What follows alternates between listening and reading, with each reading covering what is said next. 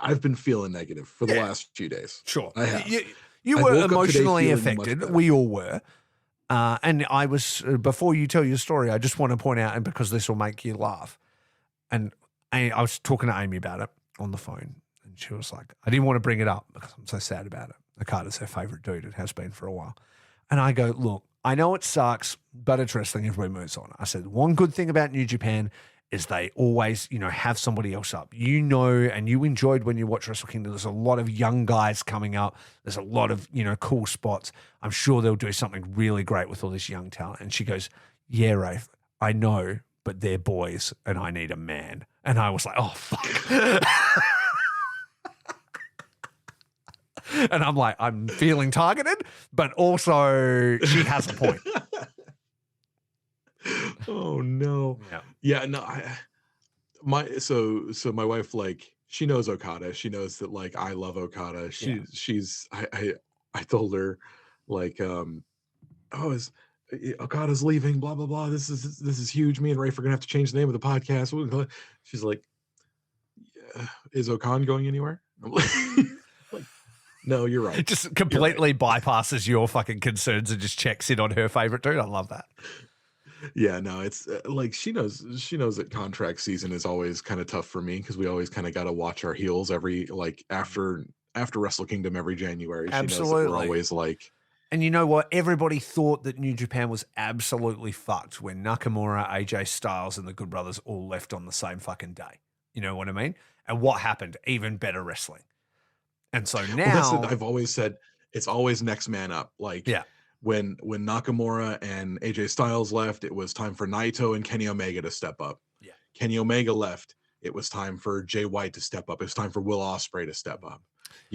Like, that's the thing. It's just going to be so fucking hard to next man up when fucking Will Ospreay and Kazuchika Okada are leaving together. Because like, if Okada just goes, then next man up, you just fucking put Ospreay straight in, right? Like, it's almost like the guys that were at the top and next manning each other have both gone at the same time.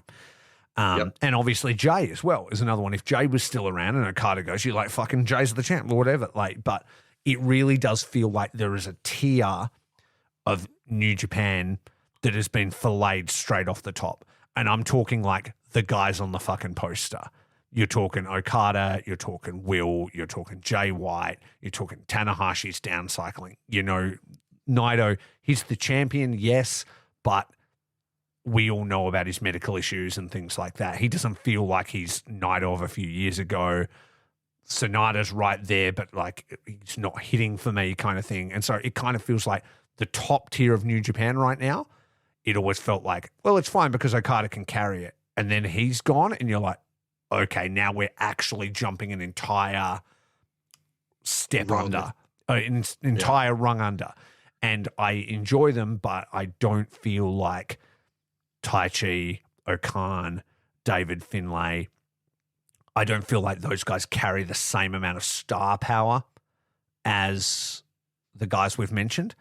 And I don't think like they all necessarily have maybe even the match sort of quality or resume. Not to say they can't do it, but as those guys that we mentioned. But then, so we're almost all looking at the rung under them, which is crazy. Because everybody's like, oh, it's cool. There's Shooter, there's Ren, there's fucking Suji. Those guys have been back in the company for 2 minutes. They were young lions 5 seconds ago, but everyone's like straight to the top with them. And it's like going to be so interesting to see if that's what New Japan do. And then how exciting is that if they've just got these young, super young, brand new, unknown people in all their main spots is crazy because it's a complete company reboot. It really is. And I think, contract season is not over yet. It's the 21st. Contracts run out on the 31st. Mm-hmm. So we've still got teases. And you and I, okay, we aren't a news podcast. Yeah. We don't break stories here. Nah, I don't care. They get broken on us, and they get broken hard. Yeah, they get broken on us, and but we know people who do news podcasts, and we've got connections inside the world. Mm-hmm. And there have been rumors for months that this was happening. We've heard rumors of a talent exodus, mm-hmm.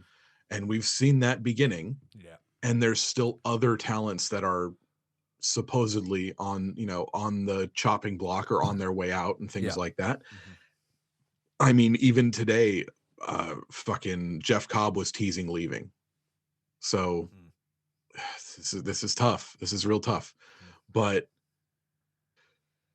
we can take a moment, and I said this on to you, I said this on Twitter. I said, I'm going to take a day and I'm going to be real fucking pissed. And then after that, I'm going to look towards the future. I love the company. I love Okada. Okada carried the company for me for years. I'm an Okada fan. Like when we were talking about Will Ospreay isn't going to get me to watch AEW, like Okada might get me to watch AEW. Yeah. You know what I mean? At least matches for you.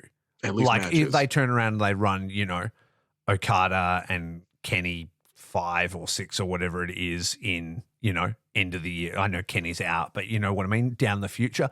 Or you start to go, oh, fuck, what does Okada versus Swerve look like? You know what I mean? You start thinking about combinations like that and you're like, oh, actually, there could be some really cool Okada versus MJF. Like, what the fuck? Like, these are interesting combinations that really work. The problem I have with all the talent getting signed up is that all the American companies that sign all these fucking dudes have people in fucking catering that can headline shows that they just do nothing with. So I'm like, cool, they get him now while he's the shiny toy and then they run him for a while and then he's in catering for a year. You know what I mean? Like, or do they know how big a franchise player is and then build the entire company around him? If he signs with WWE, does he debut at WrestleMania as the fucking Rainmaker and just fucking walk into the title picture? Or do they have him in an all-Japanese stable with fucking Shinsuke Nakamura and Asuka as like, here's the comedy Japanese faction? You know what I mean? Like his treatment could be anywhere, headlining NXT for you know what I mean? So you just don't know what is going to happen. But I do know that he is really the best in one of the worlds, in the world. So if he's given the opportunity, he'll kill it. But for us, it's going to be a real rebuild situation. And I hope they spice it up a bit. I think Okada was launched into popularity because of that Rainmaker shock, and it's not the kind of thing that they do super often in New Japan, but they might just need to fucking wild out for a bit. I know they're like slow and steady building, but when you like lose so many guys and so much kind of shocking shit happens, you need to sort of respond and do exciting, unexpected stuff. Here's the thing. Did you know that Okada's final match in New Japan is the day before the anniversary of the Rainmaker shock? Is it? Yeah. His final match is at New Beginning with Tanahashi.